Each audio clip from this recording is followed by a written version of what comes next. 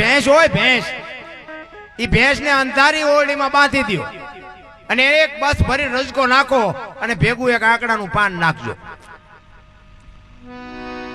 એ હવારે તમે જોવો ને એટલે રજકો ખાઈ જાય, પાંદડું પીડ્યું હોય. ભેંસ ને ખબર પડે છે કે શું ખવાય ને શું ન ખવાય. બોલો, માણસ નથી ખબર પડતી. આ આપણે ભોળાનાથની પ્રતિષ્ઠા કરી, શિવ ભોળાનાથનું કાર્ય તમે કર્યું. હવે તમને બધાને પ્રેમ આવે તો તમે 135 વાળો માવો સડાવો એના માથે, કે 4 સ્ક્વેર સિગરેટ લઈને જાવી ભોળાનાથમાં સડાય એવી.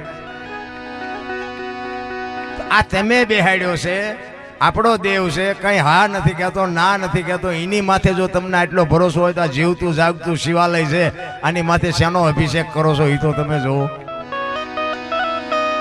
શું આનો અર્થ? ભલા મને આવડા મોટા માંડવા નાખવાના, આવડા રૂપિયા ને આવડી મોટી સેવા અને આવા મોટા આયોજન કરીને આપણને જો જીવનમાં કાંઈ અસર ન થાય, કોઈ અર્થ જ નથી. ભલા મને મારો તો મેં હમણાં કીધું એમ મારો હિસ્સો જ એક એવો છે કે એક વ્યસન, એક કુટુંબની એકતા અને એક મા બાપની સેવા. આના સિવાય હું કોઈ દી ક્યાંય મારી ભલામણ જ ન હોય કે તમે અહીં પુણ્ય કરો ને દાન કરો ને મંદિરે જાઓ ને જાત્રાએ જાઓ ને પૂંછડું ને ઢોકળું ને બધું ગાયું ને કૂતરા ને બધા હોના ભાગ લઈને આવ્યા છે. આપણે મરી જાય તો ગાયું ને કૂતરાનું શું થાય? એવું કઈ છે નહીં કે આપણે નાખીએ છીએ ને આપણે ખવડાવી છે ને જીવે છે. આપણે ખોટા વ્યાયામમાં ઠેકડા ભરીએ. પણ તમને અને મને એક ચાવી ભરી ભરીના રમકડા દુનિયામાં મૂક્યા છે. ચાવી ખૂટી રહે ને રમકડું પડ્યું રહે ને એમ બસ આટલી જ વાર છે, બીજું કઈ છે નહીં. માણસ જન્મે ને તેથી 2-2.5 કિલોનો હોય, 60-80 વર્ષ જીવે અને મરી જાય, શમશાનમાં લઈને હળગાવી નાખો ને પછી રેખ્યા ભેળી કરીને જોખો એટલે 2-2.5 કિલો થાય. કાંઈ છે એની વચ્ચે ઠેકડા ભરવાનું છે. ભલા મારા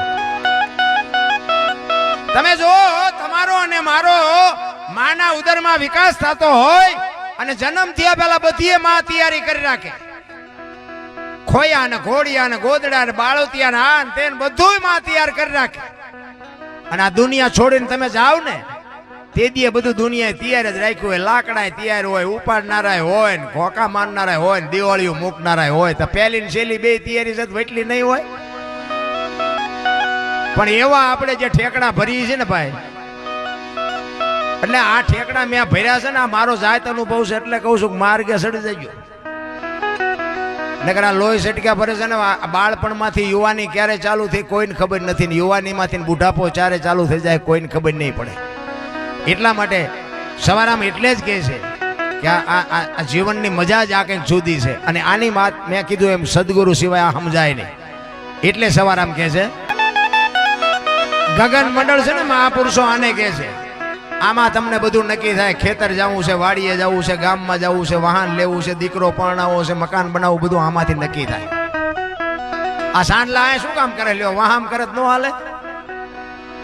આ સાંડલા આ કરે છે તો કંઈક તો નક્કી કર્યું છે ને. ગાલે કરે તો હાલે, આખા શરીરમાં ગમ્યા સાંડલા ન હાલે. પણ અહીંયા જ ખજાનો છે, આખા શરીરનું સબસ્ટેશન અહીંયા છે. એટલે એને કીધું કે ગગન મંડળમાં ચડીને ગોજ.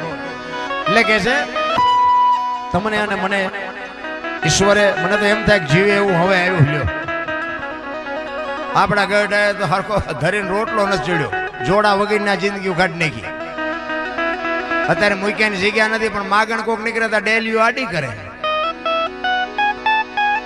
આપણા ગઢામાં કાંઈ નહોતું પણ બાપુ એમના જે જીવ હતા ને અને એમની જે પુનાઈ હતી એની હું આપણે વાત કરીએ. ભલા મને એક ખળામાં બાજરો નાખ્યો હોય ને 25 મણ બાજરો હોય, આખું વરસ એમાં લેવાનું હોય ને એમાં કોઈક માંગણ આવે ને એટલે આપણા ગઈઢા એમ કે એમાં તને ઉપડે એટલો બાંધતો જા. ઈ અટાણે ઉગ્યું છે. હવે અત્યારના છોકરા માવતરને તમને ન ખબર પડે, તમને ન ખબર પડે એમ જ કરતા હોય. એટલે નહોતી ખબર એટલે 100 વીઘા રાખી હતી, તું 10 વીઘાના ઉલાળિયા મીઠો કરવા અમને નથી ખબર કે હેમે આવે છે નાખ્યો તો બેટા કારખાન નો સડી ગયો હોય તું ટિફિન લઈને.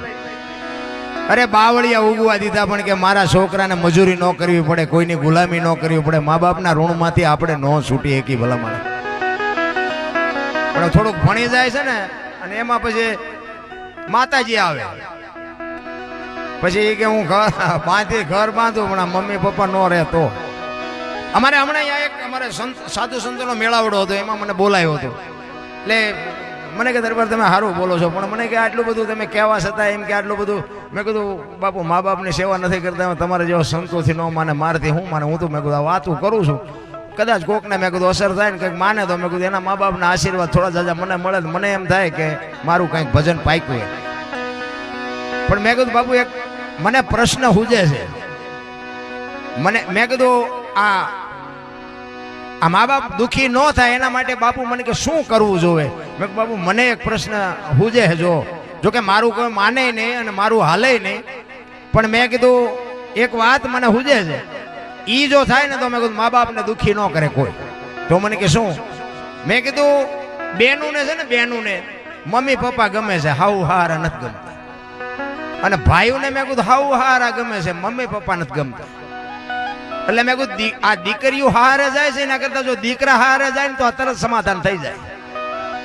અને બાપુ કાન પકડી ગયા. મને કે દરબાર તમારી વાત વિચારવા જેવી છે, કાંઈ ન કરવું પડે. કારણ કે ઓલા રહ્યા ને એ હાઉ હારા પાસે ગદપ પાસે બકરું રખડતું એમ રખડતા હોય, એટલે પણ આ તો ડુપ્લિકેટ છે, ઓલા ભૂખ્યા રહ્યા એ અસલ છે. અને બેનું છે ને, બેનું તમને જો એમના મમ્મી પપ્પા આવે ને તો તમે આમ શું બધાને ખબર આપે, તો હું બોલું છું ભાઈ કે બધાને કોને નથી આને અનુભવ કોને નથી. અને હાવ હારા બાપુ આમ તમે જોવો ને તો ગળે શોટ. મેં કીધું આમાં કીધે કોઈ પતે એવું નથી, પણ આ મેં કીધું એ જો કાર્યક્રમ ચાલુ થઈ જાય ને એટલે કોઈને કંઈ ન કહેવું પડે સેવા કરો, એ તરત ચાલુ થઈ જાય. એ કે હા છે વિચારવા જેવું. પણ મેં કહ્યું બાપુ આ પ્રચાર કરજો જો હાલે તો, બાકી મારું નહીં હાલે. એમ માન બાપ જેવા બાપુ આ દુનિયામાં કહે. કારણ કે જગત છે, દુનિયા દોરંગી છે, દોરંગી દુનિયાના ધોકા ધરવાની કોઈ જરૂર નથી. કારણ કે હાથીની અંબાડીએ ચડાવે ને ક્યારે હેઠા ઉતારીને ગધાડે બેરે.